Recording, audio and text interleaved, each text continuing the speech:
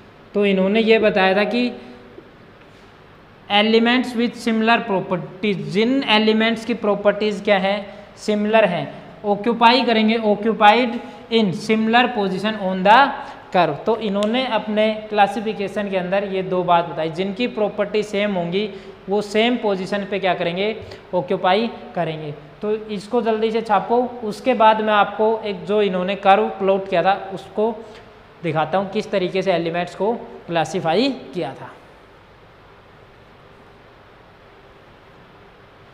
तो उसके बाद देखो इन्होंने जो किसके बीच में क्या था, एटॉमिक वॉल्यूम और एटॉमिक मास। तो देखो यहाँ से तुमने पढ़ा होगा डेंसिटी जो होती है, डेंसिटी क्या होती है, mass upon volume, mass upon volume. तो यहाँ से इसको मैं क्या लिखता हूँ, देखो एटॉमिक वॉल्यूम और एटॉमिक मास को रिलेट किया था, तो मैं यहाँ से ये लिख सकता हूँ एटॉमिक वॉल्यूम, यहाँ लिख देता हूँ मैं atomic volume is equal to क्या लिखता हूँ, एटॉमिक मास अपॉन डेंसिटी, ये चीज़ लिख सकता हूँ। तो इसी के बेस पे उन्होंने क्या किया था, एलिमेंट्स को अरेंज किया था। तो अब इन्होंने जो ग्राफ प्लॉट किया था वो था इस तरीके से।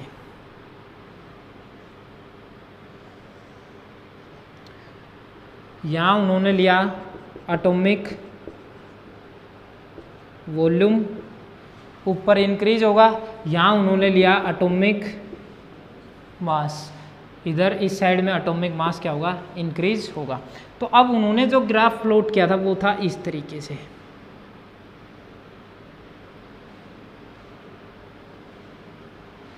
इस तरीके से ग्राफ प्लॉट किया था। तो अब उन्होंने बताया कि जिन एलिमेंट्स की प्रॉपर्टी क्या होंगी, सिमिलर होंगी, वो सिमिलर पोजीशन पे क्या करेंगे, ऑक्यूपाई करेंगे। तो अब उसने ये बताया कि एक तो अपने पास देखो ये पीक पोजीशन है जिसको क्या बोलते हैं हम, क्रस्ट बोलते हैं, और एक क्या है बॉटम पोजीशन।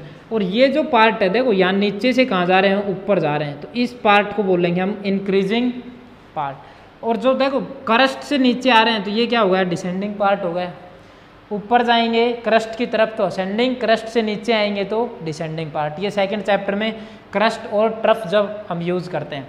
तो उन्होंने बताया था कि जिसका एटॉमिक वॉल्यूम ज़्यादा होगा वो इस पे टॉप पोजीशंस पे क्या करेंगे, ऑक्यूपाई। तो टॉप पोजीशन पे ऑक्यूपाई करेंगे एल्कली मेटल्स। तो यहाँ लिथियम, अब इनकी बात देखो, सोडियम और लिथियम की प्रॉपर्टी सेम, तो ये सारे टॉप पोजीशंस पे क्या करेंगे, ऑक्यूपाई। लिथियम के बाद सोडियम, और यहाँ ऑक्यूपाई करेगा पोटासियम, और यहाँ जो ऑक्यूपाई करेगा वो करेगा रुबेडियम। तो इस तरीके से उन्होंने ग्राफ प्लॉट किया था। अब उसके बाद उन्होंने ये बताया था कि जो असेंडिंग पार्ट है, मतलब कि क्रस्ट की तरफ ऊपर की तरफ जाएंगे तो ये असेंडिंग पार्ट है, तो यहाँ ऑक्यूपाई करेंगे हैलोजन्स। तो सबसे पहले फ्लोरीन, अब यहाँ इसका असेंडिंग पार्ट यहाँ है, तो यहाँ क्या आएगा, क्लोरीन। फिर से देखो यहाँ इसका क्या है, असेंडिंग पार्ट, तो यहाँ आएगा ब्रोमीन, और ये असेंडिंग पार्ट है, यहाँ क्या आएगा, आयोडीन। तो ये इस तरीके से उसने अरेंज किया था, क्योंकि अल्कली मेटल्स ये सारी क्या हैं, lithium, sodium, potassium, rubidium. Modern periodic table जो हम पढ़ेंगे आगे, ये सारी अल्कली मेटल्स। तो अल्कली मेटल्स का एटॉमिक वॉल्यूम क्या होता है, ज़्यादा होता है, तो सारी पीक पोजीशंस पे ऑक्यूपाई करेंगे। उसके बाद डिसेंडिंग पार्ट आओ, तो देखो ये डिसेंडिंग पार्ट है, क्रस्ट से नीचे आ रहे हैं, तो डिसेंडिंग पार्ट पे एल्केलाइन अर्थ मेटल क्या करेंगे, ऑक्यूपाई करेंगे। तो यहाँ आ जाएगा क्या, बेरिलियम, यहाँ आ जाएगा मैग्नीशियम, यहाँ आ जाएगा डिसेंडिंग पार्ट, हाँ तो ये आ जाएगा यहाँ मैग्नीशियम के जस्ट बाद क्या आता है, कैल्शियम, और यहाँ आ जाएगा स्ट्रोंशियम। उसके बाद क्या बची, ये बॉटम पोजीशन। अब इन बॉटम पोजीशंस पे जो ये है, इन पे ऑक्यूपाई करेंगे, उसने बताया था मेटलॉइड्स और ट्रांजिशन एलिमेंट जितने भी हैं, या फिर उनको बोल सकते हैं हम ट्रांजिशन मेटल्स। तो यहाँ जो एलिमेंट्स ऑक्यूपाई करेंगे वो एक तो होंगे मेटलॉइड्स या फिर ट्रांजिशन मेटल। बोरोन हो गया, सिलिकॉन हो गया, आर्सेनिक हो गया, बोरोन, सिलिकॉन, जर्मेनियम, और यहाँ क्या आ जाएगा, आर्सेनिक। तो ये एलिमेंट्स यहाँ ऑक्यूपाई करेंगे। तो इस तरीके से उसने एक ग्राफ प्लॉट किया था। अब इस तरीके से उसने प्लॉट तो कर दिया, लेकिन देखो और भी असेंडिंग पार्ट, जैसे ये है, ये असेंडिंग पार्ट है, ये डिसेंडिंग पार्ट है। तो इस डिसेंडिंग पार्ट यहाँ से लेके यहाँ तक है, तो इसके बीच में भी उसने एलिमेंट्स अरेंज कर रखे थे। तो लेकिन मैं आपको कंप्लीट नहीं बता पा रहा, क्योंकि जो मेन है डायरेक्ट क्वेश्चन पूछे जा सकते हैं। अल्कली मेटल्स कहाँ ऑक्यूपाई करेंगी, एल्केलाइन अर्थ मेटल कहाँ, एलोजेंस कहाँ, मेटलोइड्स या ट्रांजिशन मेटल्स कहाँ ऑक्यूपाई करेंगी। अगर हम देखो और भी एलिमेंट्स ऑक्यूपाई करे थे, तो इस तरीके से इसका जो फेल होने का कारण था इस क्लासिफिकेशन का, वो यही था कि ये प्रैक्टिकली रिमेंबर, मतलब कि एलिमेंट्स को रिमेंबर करने के लिए प्रैक्टिकली पॉसिबल नहीं था। इसी तरीके से ये क्या हो गया था, फेल हो गया था, क्योंकि असेंडिंग और डिसेंडिंग पार्ट है यहाँ, और भी एलिमेंट्स क्या थे, अरेंज कर रखे थे उसने, तो वो मेमोराइज करने के लिए, मतलब कि उनको याद करने के लिए एक आसान तरीका नहीं था। तो इसी तरीके से ये क्लासिफिकेशन क्या हो गया था, फेल हो गया था। अब देखो मैं आपको ये जल्दी से नोट डाउन करो, उसके बाद मैं आपको बताऊंगा कि इस मेन चीज़ क्या ध्यान रखनी है। एक तो ध्यान रखनी है यहाँ अल्केलाइन जो अर्थ मेटल है वो कहाँ करेंगी, पीक पोजीशंस पे या फिर क्रस्ट पे।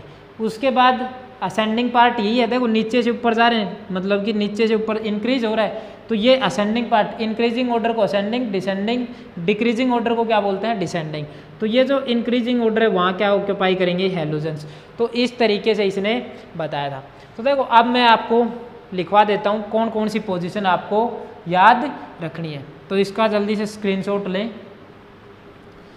तो इसने अब अपने पीरियोडिक क्लासिफिकेशन में बताया था, फर्स्ट क्या था, जो एल्कली मेटल्स हैं, एल्कली मेटल्स हैं वो क्या ऑक्यूपाई करेंगी, पीक पोजीशंस पे। कहाँ ऑक्यूपाई करेंगी, पीक पोजीशन पे, ठीक है। उसके बाद जो सेकंड उसने बताया था, ये तो कहाँ ऑक्यूपाई करेंगी, एल्कली मेटल्स पीक पोजीशन पे। सेकंड उसने बताया था जो एल्केलाइन अर्थ मेटल हैं, एल्केलाइन अर्थ मेटल वो ऑक्यूपाई करेंगी, एल्केलाइन अर्थ मेटल कहाँ ऑक्यूपाई कर रही थी, डिसेंडिंग पार्ट पे, तो वो करेंगी डिसेंडिंग पार्ट को। उसके बाद उसने थर्ड बताया था जो हैलोजेंस होते हैं, हैलोजेंस होते हैं वो ऑक्यूपाई करते हैं कहाँ, असेंडिंग पार्ट पे।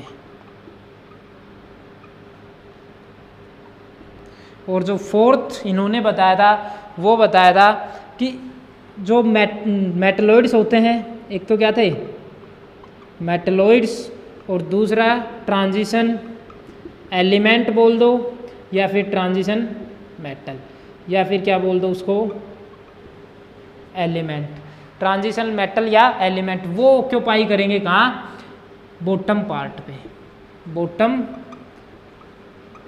पार्ट पे। और इस पीक पोजीशन को हम क्या बोल सकते हैं, क्रस्ट भी बोल सकते हैं, क्योंकि जो इस तरीके से वेव फॉर्म होती हैं तो इस पार्ट को क्या बोलते हैं, क्रस्ट। तो इस तरीके से इसने अपने क्लासिफिकेशन किया था, एलिमेंट्स को अरेंज किया था। अब बात ये आती है कि ये जो क्लासिफिकेशन था ये फेल क्यों हो गया। अब इसके फेल होने का जो रीज़न था वो क्या था कि ये practically it is not possible to remember of all the elements, मतलब कि इसको प्रैक्टिकली पॉसिबल नहीं था कि एलिमेंट्स को हम रिमेंबर कर सकें, याद कर सकें। तो इसके ड्रॉबैक्स में लिख लेना, ड्रॉबैक्स में लिखना, इसका जो ड्रॉबैक्स था वो था practically it is not possible, practically it is not possible to remember, practically it is not possible to remember all the elements। तो ये इसका मेन कारण था कि ये प्रैक्टिकली पॉसिबल नहीं था कि हर एलिमेंट को हम याद कर सकें। तो ये जो था वो ड्रॉबैक्स था किसका, इसका। और यही सेम ड्रॉबैक्स किसके अंदर लिख सकते हो तुम, जो अभी पढ़ा था हमने हेलिक्स, टेलोरिक हेलिक्स क्लासिफिकेशन, उसमें जैसे मैंने लिखवाया था, such 3D representation of elements is not easy to study, वही बात इसमें भी तुम यही ड्रॉबैक्स उसमें भी लिख सकते हो, क्योंकि वो भी प्रैक्टिकली पॉसिबल नहीं था एलिमेंट्स को याद करने के लिए, और ये भी क्या था, पॉसिबल नहीं था। आज के जो वीडियो में हमने क्लासिफिकेशन पढ़े हैं इनमें से इम्पोर्टेंट है। और एक चीज़ ध्यान रखना, जो हेलिक्स क्लासिफिकेशन था उस टाइम भी जो एलिमेंट्स डिस्कवर हो चुके थे वो थे 56 एलिमेंट, और इसमें भी क्या थे 56 एलिमेंट्स। तो इस तरीके से हम बता सकते हैं। तो यहाँ से एक चीज़ तो ध्यान रखनी है तुम्हारे को, फर्स्ट पीरियोडिक टेबल क्वेश्चन वहाँ से कंपटीशन में पूछा जाता है, IIT JEE मेंस में, एडवांस में पूछा जा सकता है, नीट के एग्ज़ाम में, एम्स के में। तो उसमें ध्यान रखना फर्स्ट जो पीरियोडिक टेबल थी वो थी किसके द्वारा दी गई थी, ABD चान कोर्टिस के द्वारा। कौन सा क्लासिफिकेशन था वो, टेलुरिक हेलिक्स या टेलुरिक स्क्रू क्लासिफिकेशन। तो आज के वीडियो में हमने ये डिस्कस किया है। नेक्स्ट वीडियो में हम पढ़ेंगे, फुल एक्सप्लेनेशन करेंगे किसका, दिमित्री मेंडलीव पीरियोडिक टेबल का, जो आपको कहीं नहीं मिलेगा यूट्यूब पे। और आज जो मैंने पढ़ाया है ये भी आपको इस तरीके से एक्सप्लेन करके कोई नहीं बताएगा, टेलुरिक हेलिक्स क्लासिफिकेशन के बारे में हो या न्यूलैंड के बारे में हो या फिर लोदर मेयर क्लासिफिकेशन के बारे में हो। Okay, thank you.